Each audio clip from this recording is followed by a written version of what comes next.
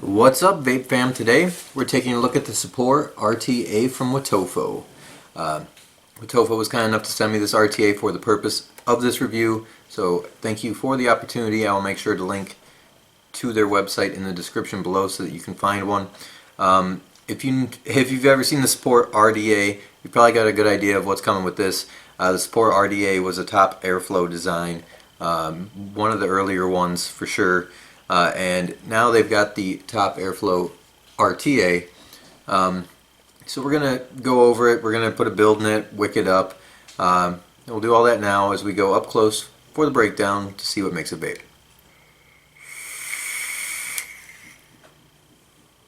Alright, here we are up close with the Sapor RTA from Wotofo.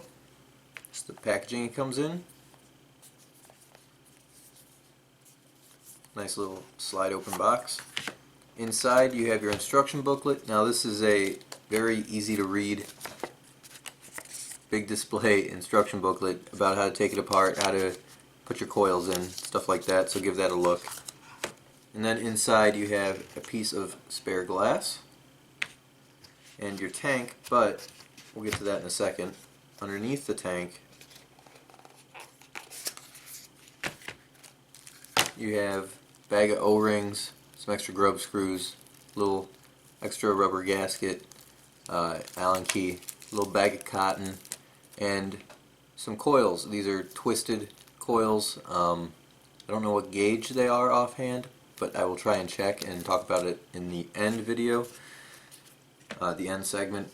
Then we have the tank itself. Now as you see, this is a top airflow tank. The Support RTA was the top airflow RTA, so it makes sense. The drip tip looks huge, looks massive, is thin-walled here. Not so thin that it's a problem, just it's not a big solid hunk of metal. It does not have much weight to it at all actually, so that could be good, it could be bad. It is on the large size to fit into your mouth, so keep that in mind. Moving on from there, you have the top cap. Now it is a top fill tank. The top cap is pretty standard, just threads on. This top airflow piece, oops, there's the O-ring, comes off, and I stripped the other O-ring off with it apparently. I'll get to that when I put it back together. This does come off, so you can actually clean out underneath of it in case you get a little bit of spit back or something like that. You can see that it is cut out inside the ring right here. It fits over these two little nubs, I'm sorry, one little nub, so that it only goes so far. So it doesn't just spin endlessly, it does have a stopping point. This does all come apart as well. Take this chimney piece off. There we go, chimney piece.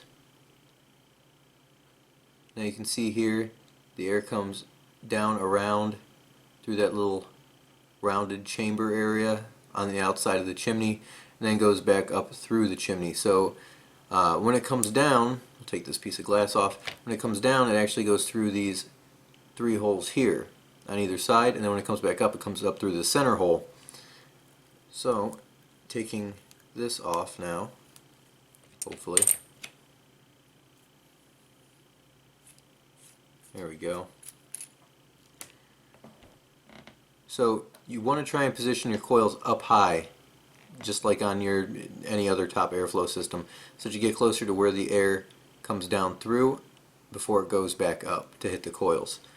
This is the deck for it. It is a velocity style deck with the grub screws on the side, and the ring here is for your wicking. So you tuck your wicking down in, put the ring over it, thread it on like so. I'll show you how to wick it here in a minute. This is the bottom. It does have a protruding 510 pin, so no problem there. It says Support RTA on the bottom of the deck. I'm going to go ahead and put a build in this. It is just a velocity style deck, so I'm sure you've seen these built 100 times by now. It does have, I should show you this, let me put this back together. does have juice flow control here, so when you spin the outside of the tank you can close it off, open it up. I'll show you that when I put it all back together. For right now I'm going to throw a build in here and then I'll show you how to wick it. Alright, so I'm doing something here to kind of show you an alternative way of doing things. Normally what I would do here, I've got these 6-wrap fuse Claptons in here. They're a little bit too big for the ring for the wicking. The outer chamber goes over it, does not connect to the coils, so that's not a problem. So normally what I would do is I would just take a wrap out of it, but I'm going to show you something that I do once in a while to just squeeze that last little bit of coil in there. So what you do is you raise one of these coils. Just pull it up, get it higher than the other one. See how high up it is now? And then you take your wicking ring, you just slide it under one and plop it over the other, like that. And then when you're done, you push the coil back down. Now, this does kind of limit you. There's 2 ways to wick these.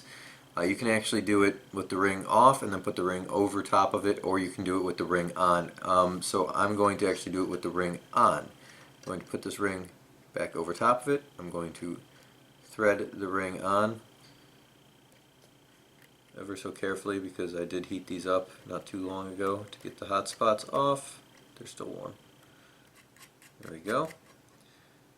Now a lot of people, and a lot of the time, I normally will wick it with the ring off and then just push the ring over top of it. Just finagle these a little bit. I actually want this one up higher because top airflow. So we'll just pull them both up high. There we go. Double check this. 0.18. This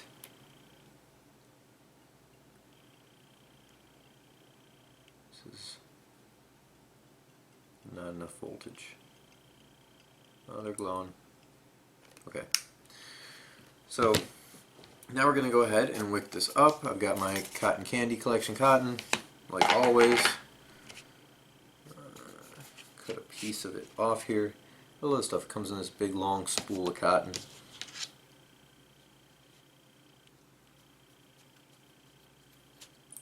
Now when you're doing it with the ring on, it's fairly straightforward. With the ring on, you're just going to wick your coil and then just shove the cotton down through the ring.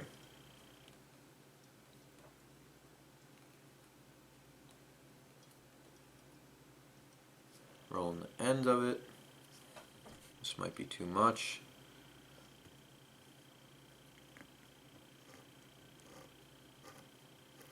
It's not.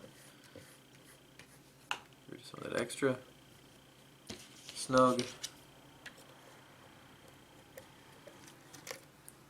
Snip it off. Now what I'm doing here is I'm pulling the end down to see how it lines up with the bottom of that ring and cutting it there.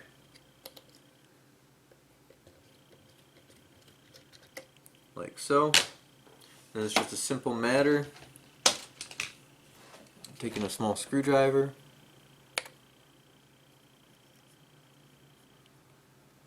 pushing the wick down through. Sorry, I've got to be able to see it too, so I know what I'm doing.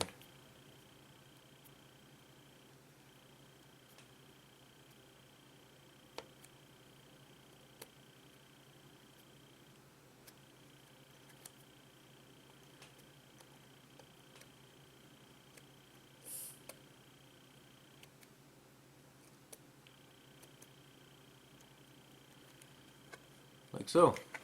Honestly, a lot of people might find this method a lot easier than taking the ring off anyway. And honestly, it kind of is.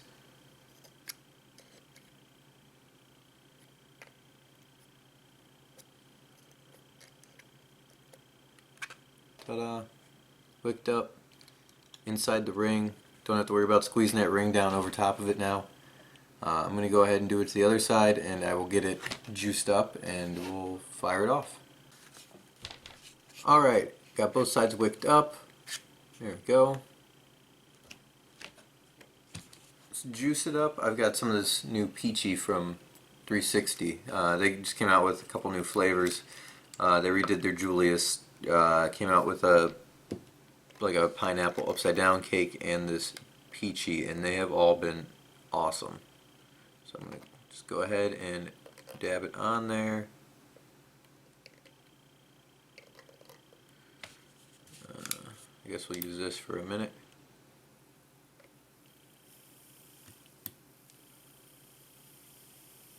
This is going to need more voltage, but we just want to get it saturated.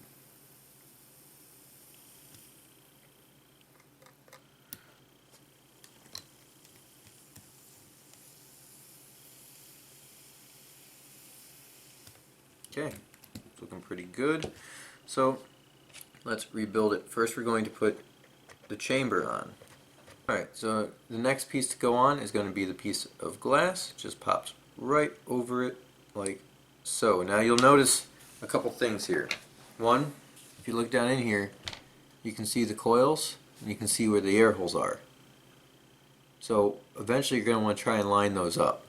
But we'll do that a little bit later because right now we're just going to try and reassemble it all.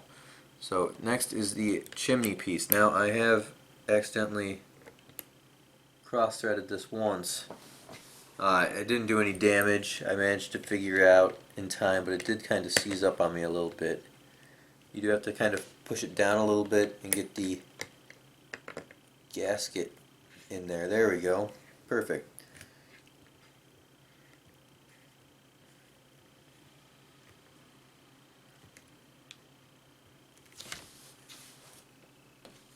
There's with the top cap or the chimney on. At this point you can fill it up. So let's go ahead and do that.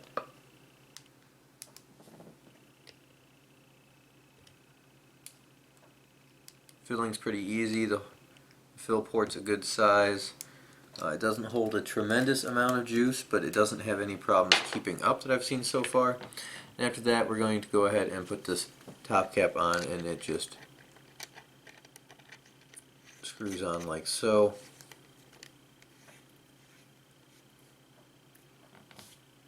And then in goes the drip tip. There you have it, fully assembled, juiced, wicked, ready to go.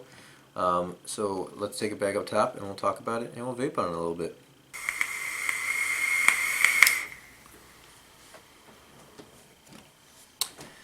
Alright guys, that was the up close and breakdown with the Sapor RTA from Wotofo.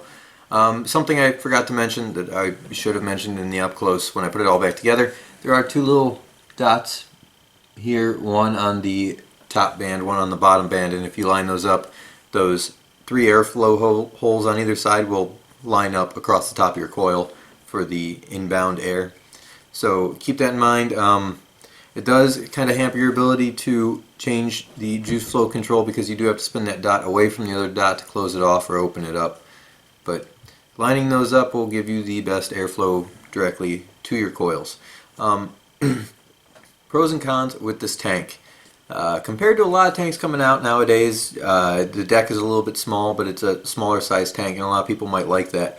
You don't have these big honking 30mm tanks that are sitting up there. You know, you want something a little bit smaller, a little bit more petite, and this is probably going to be up your alley. The drip tip, I wish it was just a hair longer. It's just a little bit short for my taste, but you can always pop another drip tip in. That's not a big deal. With top airflow tanks, you want to keep those coils up high enough that it's close enough to the airflow that it's going to hit the coils as direct as possible before it goes up through the center chimney. So in order to do that, you kind of have to watch a little bit with the deck height, because you don't, when you put that cap back on for the chamber, you don't want to make contact with it, obviously, because then you have a short. So you want to use the post height as kind of a guide and not be protruding above that at all, because if the post will clear that top cap, then the coil should clear the top cap. So as long as you don't build above that, you should be fine. Wicking, you don't have to wick it the way I just showed you. You can easily do it the other way, where you just take the ring off, wick it, put your cotton down, snip it, juice it up or not juice it up first, and then put the ring back on over top of it. that's your choice. I built a little bit big in this deck, so I went ahead and did it the other way. So I figured I'd just show you that rather than going and pulling a wrap out. This build is a little bit much for this tank. This tank runs pretty well in like the 75-80 watt range, no problem. Getting above that, it starts to get hot really quick. It used to be a real common issue with tanks of this size, so it's not unexpected. Just the coils that came with it ran great. I didn't have any issues with those. The coils I put in here finished out at a 0.2. I'm running them at 75 watts right now. They're vaping great at 75 watts.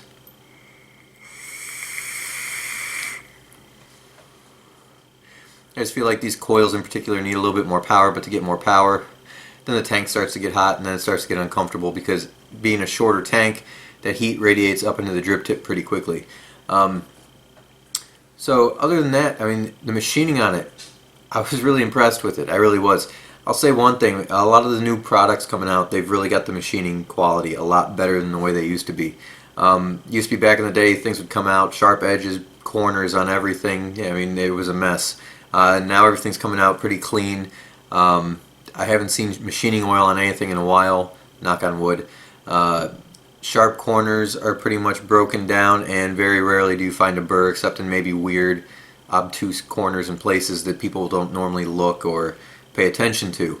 The airflow is a little bit tighter than I expected it to be given the size of the slots. Yeah, definitely a little bit on the tighter side. Not a big deal, not uncomfortable to vape in any means. Closing it off makes a drastic difference. It would take me probably 10 minutes to get enough through there. So all in all, it's really well put together. There are a lot of O-rings in here, so keep that in mind if you do start to experience a leak.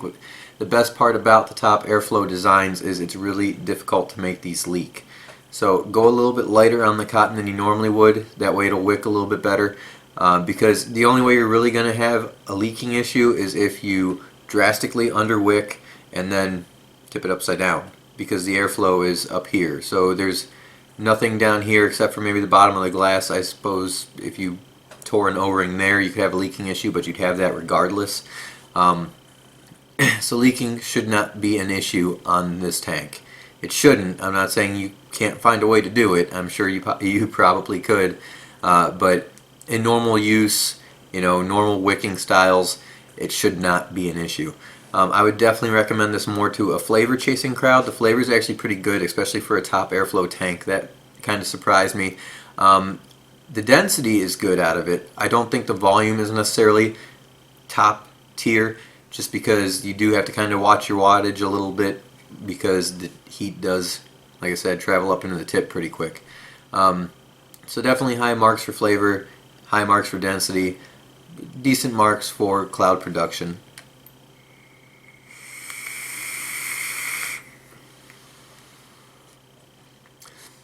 Pretty nice little vape, and I busted out my old IPV LI VR, the liver, to run it on, because some people were saying that I run the same mods all the time. So there you go, different mod. So I will link to this, to the product, the Sapor RTA, on the Wotofo website, because they are the ones that I got it from. I would definitely recommend it to people looking for a flavor RTA, 2-post, good machining quality, top airflow, so it's hard to make it leak. Probably a really good RTA if you're just starting out, or want an RTA moving from like a pre-built coil type tank, because it is going to be more difficult to get the wicking horribly wrong.